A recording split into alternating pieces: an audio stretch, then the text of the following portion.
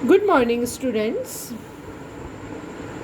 हम भारतीय संघात्मक व्यवस्था का अध्ययन कर रहे थे, जिसमें हमने देखा था कि भारतीय संघात्मक व्यवस्था एक अनूठी संघात्मक व्यवस्था है। ये भारत में अपने आप की एक अलग पृथक तरह की भारतीयकरण किए हुए संघात्मक व्यवस्था है। इसके अंतर्गत हमने देखा था कि भारतीय संविधान में कुछ विशेषताएं संघात्मक विशेषताएं वाली हैं, कुछ विशेषताएं एकात्मक व्यवस्था वाली हैं, और इसके साथ ही साथ में कुछ जो विशेषताएं हैं वह संविधान के इतर होकर भी भारतीय संघ व्यवस्था को प्रभावित एवं संचालित करती हैं। जिसके अंतर्गत हमने देखा था कि एक दल का वर्चस्व, प्रधानमंत्री का करिश्माई व्यक्तित्व, योजना आयोग तथा राष्ट्रीय विकास परिषद ये ऐसी संविधानेतर व्यवस्थाएं हैं जिसने कि भारतीय संविधान में सिद्धांत से अलावा भी कुछ व्यवहारिक परिवर्तन किए हैं। इसके साथ ही साथ आज हम देखेंगे कि भारतीय संघवाद का व्यवहारिक पक्ष क्या है, अर्थात भारतीय संघ एकात्मक विशेषताएं लिए हुए भी है, संघात्मक विशेषताएं लिए हुए भी है, परंतु व्यवहार में ये विशेषताएं हमारे संघ को किस प्रकार से प्रभावित या संचालित करती हैं। प्रसिद्ध राजनीतिज्ञ पी.टी. चाको का मानना है कि भारत का संविधान शरीर से संघात्मक है पर आत्मा से एकात्मक है, अर्थात भारत का संविधान संघात्मक होते हुए भी एकात्मक गुण लिए हुए होने के कारण अनूठा और विशिष्ट बना हुआ है। इस संविधान को संघात्मक से एकात्मक बनाने में एक महत्वपूर्ण जो पक्ष है वह है राज्यपाल का पद। जैसा कि हम सभी को पता है कि राज्यपाल का पद राष्ट्रपति के द्वारा मनोनीत किया जाता है। राज्यपाल को राष्ट्रपति चयनित करता है, अतः राज्यपाल की आस्था राज्यों के प्रति कम होकर राष्ट्रपति के प्रति अधिक होती है। राज्यपाल राष्ट्रपति के प्रतिनिधित्व या एजेंट के रूप में कार्य करता है। भारतीय इतिहास में अनेकों ऐसे उदाहरण हैं जिसमें कि राज्यपाल ने स्पष्ट रूप से संघ के प्रतिनिधि के रूप में कार्य किया है। इसके साथ ही साथ हम देखते हैं कि जो योजना आयोग है उसने भी भारतीय संघवाद को एकात्मक में परिणत करने में महत्वपूर्ण भूमिका निभाई है। योजना आयोग के कारण राज्यों को अपने विकास के लिए संघ सरकार पर निर्भर रहना पड़ता है और संघ सरकार योजना आयोग के माध्यम से राज्यों की नीतियों को, राज्यों के निर्णयों को प्रभावित करने में सफल हो जाती है। इसके साथ ही साथ हम देखते हैं कि राज्यों के पास अनुदान के वित्तीय साधन कम होने के कारण अपना विकास करने के लिए, अपनी लोक कल्याणकारी योजनाओं को क्रियान्वित करने के लिए, जन समर्थन को बनाए रखने के लिए संघ सरकार पर वित्तीय रूप से निर्भर रहना पड़ता है और इस वित्तीय निर्भरता के कारण आर्थिक अनुदान की आस्था और आवश्यकता के कारण भी संघवाद एकात्मक में परिवर्तित हो रहा है। इन सब के साथ ही साथ हम देखते हैं कि जो अखिल भारतीय सेवाएं हैं और अखिल भारतीय सेवाओं पर केंद्र सरकार का नियंत्रण रहता है। ये अखिल भारतीय सेवाएं भी केंद्रीय हितों को अधिक ध्यान में रखती हैं।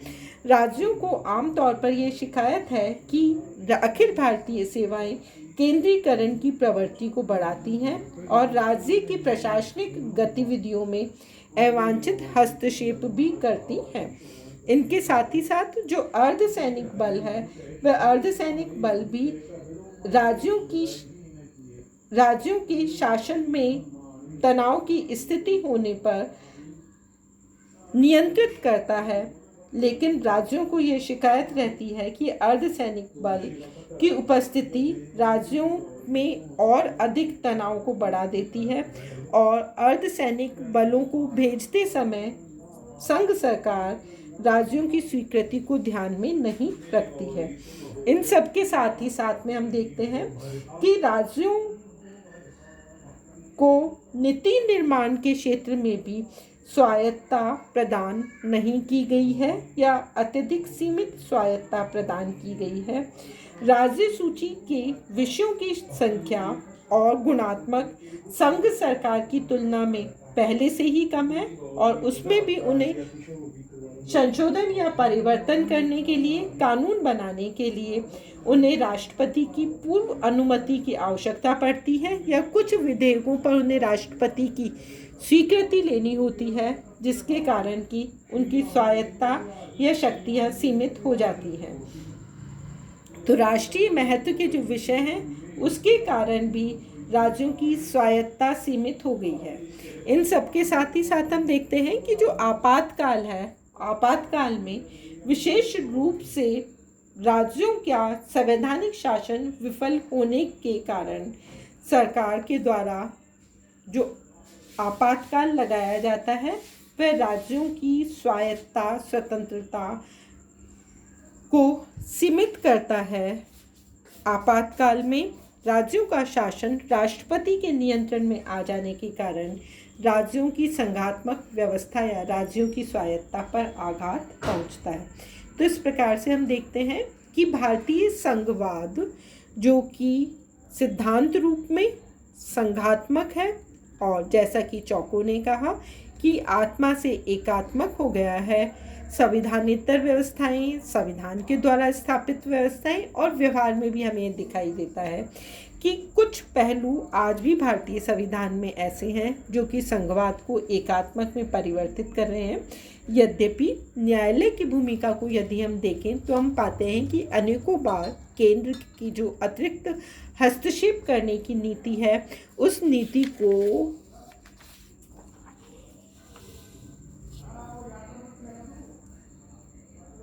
सर्वोच्च न्यायालय के द्वारा नियंत्रित या सीमित किया गया है। तो इस प्रकार से भारतीय जो संघात्मक व्यवस्था है वह अपने आप में अनूठी है।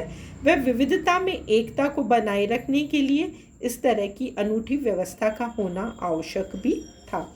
देश की एकता को बनाए रखने के लिए संघात्मक के साथ ही साथ हमें एकात्मक व्यवस्था के गुणों को अपनाना जरूरी था। तो इस प्रकार से हम देखते हैं कि भारत में यदि इतनी अधिक विविधता नहीं होती तो भारतीय संघ को एकात्मक गुणों की आवश्यकता नहीं होती। हमें अपने अस्तित्व की रक्षा के लिए अत्यधिक केंद्रीकरण की प्रवृत्ति को स्वीकार करना पड़ा है और यह भारतीय संघात्मक व्यवस्था को स्पष्ट करती है। इसके साथ ही साथ हम देखते हैं कि जहाँ पर विरोधी दल हैं वहीं केंद्र और राज्यों में तनाव या संघर्ष दिखाई दिया है। विरोधी दलों की सरकार यदि राज्यों में है तो संविधान की संघात्मकता अधिक बरकरार रहती है क्योंकि विरोधी दल संघ सरकार के हस्तक्षेप का विरोध करते हैं। इसके साथ ही साथ हम देखते हैं कि जो सहमत संविधानेतर व्यवस्थाओं ने या संविधान की विशेषताओं ने भारतीय संविधान को सहमति व समझौते पर आधारित रहना भी सिखाया है। राज्यों की जो सरकारें हैं वह विशेष परिस्थिति में अपने हितों को समझौता करते हुए केंद्र सरकार से अंततः समझौता करने के लिए तैयार हो जाती हैं क्योंकि उन्हें अपनी राज्य की जनता को अपने राज्य के विकास को अग्रसर या विकास करना होता है। इसके साथ ही साथ भारतीय संविधान एक समरस विकास पर भी आधारित है, अर्थात किसी एक राज्य विशेष का विकास करने से देश का विकास नहीं हो सकता। देश का विकास, राष्ट्र के विकास के लिए सभी राज्यों का विकास करना आवश्यक है और यह समरस विकास संघात्मक व्यवस्था के साथ साथ एकात्मक गुणों को रखने के लिए भी आवश्यक है। इनके साथ ही साथ हम देखते हैं कि राज्यपालों की जो भूमिका है वह कभी कभी विवाद का कारण बनी है, परंतु सरकार के द्वारा विभिन्न संवैधानिक कमेटियों का गठन जो किया गया उसके द्वारा राज्यपालों की भूमिका को सीमित या संतुलित करने का भी प्रयास किया गया है। भारतीय जनता में जो राष्ट्रीयता की भावना का निरंतर विकास हुआ है उसके कारण भी संघात्मक व्यवस्था एकात्मक में परिवर्तित हो गई है और ऐसा भारत में ही नहीं संपूर्ण विश्व में यदि हम देखें तो हम पाते हैं कि राष्ट्रीयता की भावना ने संघात्मक ढांचे को कमजोर और एकात्मक को आगे बनाया है।